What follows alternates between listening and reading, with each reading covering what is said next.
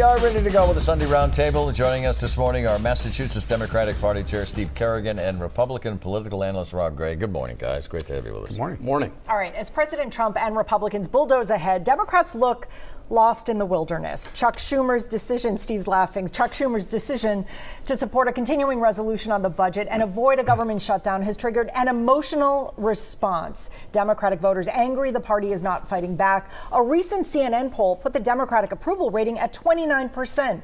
Is there any indication of a comeback strategy here, Steve?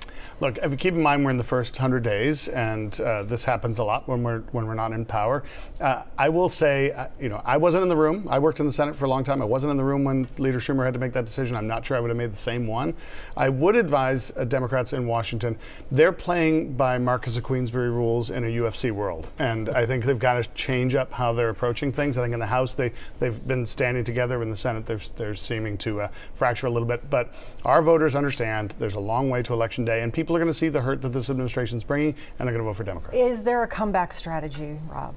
I mean, right now, Democrats are eating their own, and they're looking even more out of touch than they did during the election, doing it. And part of that is because the headline grabbers in the Democratic Party, like AOC, are the most leftist, the most extreme, and they are getting the media attention on this. So I agree with Steve. It's a hard thing to do when you're the party out of power, to corral, one leader to speak for you. It's probably not going to happen. We're not too far into his second term, but it appears as though a lot more has happened in this second term. And so how long can Democrats go without picking a new leader?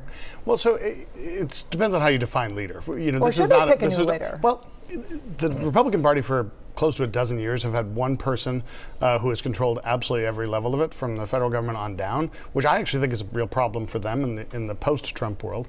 For us, we see leaders. You just interviewed a great leader in the Democratic Party, who's not just here in Massachusetts, but across the country. She and AGs are leading. We're seeing leaders in cities and across states, like our governor, Governor Healy. They take on different forms. We're not going to have one person, because we are a national party that's going to now start sorting through in the next couple of years who's going to run for president. But so I think we have a lot of leaders in different levels and doing different jobs, and I think that's a good thing. It'll be interesting to see the competition now, fighting and vying for that number one spot, but we're a long way away from that. All right. Well, silence is golden from you. We'll see.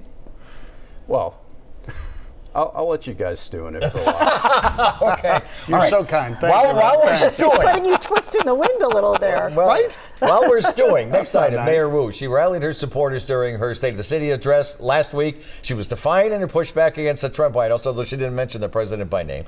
She celebrated Boston's diversity and inclusion. The White House then, the next day, called her radical. That's the word they chose. The speech, as much national as it was local, will it play in the neighborhoods for re-election, Rob Gray?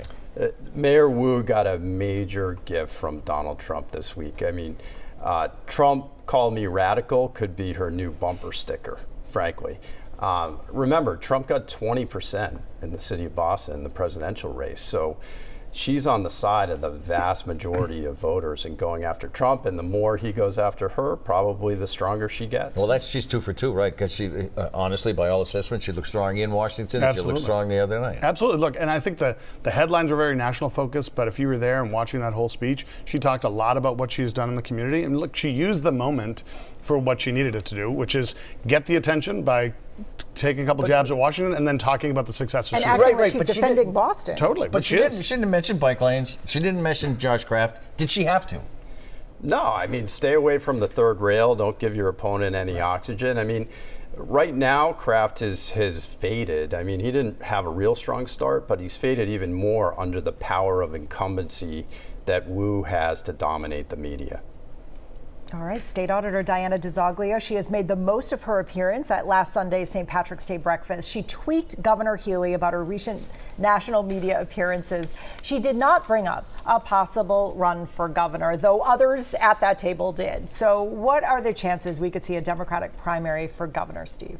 Well, look, we live in a democracy. There's plenty of time for filing. There's a chance always from either the auditor or any other person. But I think whoever is going to run against Maura Healey, who's indicated she's going to run for a second term, is facing the power of incumbency Rob just talked about, but the list of accomplishments, the $5.1 billion housing bond bill, the work she's done to eliminate slow zones on the T, hiring 1,500 more. I mean, she's got a long list of accomplishments as governor. So anybody who's going to challenge her in the primary or in the general is going to have to compete against that.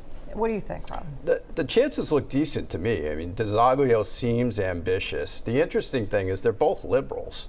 So I'm not sure what the campaign is. I mean, DeZoglio was totally in bed with the teachers union on the MCAS, eliminating the MCAS. So they have similar politics. I'm not sure what her campaign would be about. We're on the record this morning. Stay with us.